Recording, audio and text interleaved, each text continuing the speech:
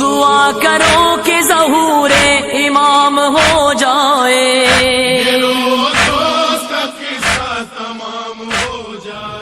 ایک لفظ ہے لیکن ہزاروں مفاہیم ہیں. جب تک ہم ایک ایک کر کے ان باتوں کو کھولیں گے نہیں، سمجھیں گے نہیں، تب تک ہمیں ہدایت نہیں ملے گی. سب سے بڑا مسئلہ کہ مسلمان 72-73 فرقوں میں بٹ گئے، تقسیم ہو گئے، اس کی مین وجہ یہی تھی کہ ایک حدیث ہے کہ من کنت مولاہ فہذا علی مولا، جس کا میں مولا ہوں اس کا علی مولا ہے. شیعہ بھی مانتا ہے، سنی بھی مانتا ہے، اور آج کل تو انہوں نے کہا کہ آپ لوگ بھی مولا کہو.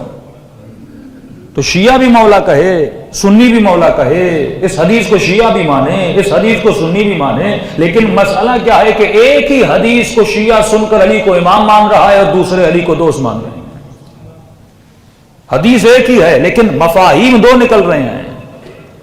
یہی قرآن کی آواز آئی کہ یضل بہ کثیرا ویہدی بہ کثیرا. یہ جتنے کفر کے فتوے نکلتے ہیں کیا یہ انجیل سے نکلتے ہیں؟ کیا یہ توریت سے نکلتے ہیں؟ کیا یہ جروید اور اتھروید سے نکلتے ہیں؟ یا جتنے کفر کے فتوے ہیں یہ قرآن سے نکلتے ہیں؟ تو تبھی کہا کہ اسی قرآن سے کئی لوگ گمراہ ہوتے ہیں اور اسی قرآن سے کئی لوگوں کو ہدایت ملتی ہے. وجہ کیا ہے؟ قرآن تو کتاب ہدایت ہے، اس قرآن سے تو لوگوں کو ہدایت ملنی چاہیے تھی، لیکن اسی قرآن سے کفر کے فتوے نکالے جا رہے ہیں.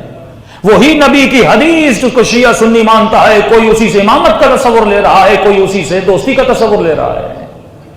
تو ہم لوگ غلطی کہاں پہ کر رہے ہیں؟ غلطی یہاں پہ ہو رہی ہے کہ آج مجلس پڑھ رہا ہے عارف کاظمی صاحب، اور اگر میری کوئی بات آپ کو سمجھ نہیں آئی تو آپ کس سے پوچھو گے؟ اگر میں کوئی جملہ کہہ ڈالوں اور آپ کو سمجھ نہ آئے تو آپ کس سے پوچھو گے؟ مسجد کے مولوی سے پوچھو گے یا مجمع میں بیٹھے ہوئے لوگوں سے پوچھو گے کہ مولانا کیا کہہ رہے تھے؟ اگر مجمع والوں سے پوچھو گے تو میری ایک بات کے 10 مفہوم نکل آئیں گے. میری ہی بات اگر آپ مجمع سے پوچھو گے تو میری بات کے 10 مفہوم نکل آئیں گے. حق کے مطلب یہ تھا کہ اگر بات میں نے کہی ہے تو مجھ سے پوچھی جائے. کہا نبی نے تھا من کنت مولا، لیکن مولا کا مفہوم لوگ مفتی سے پوچھتے رہے، مصطفیٰ سے کسی نے نہیں پوچھا.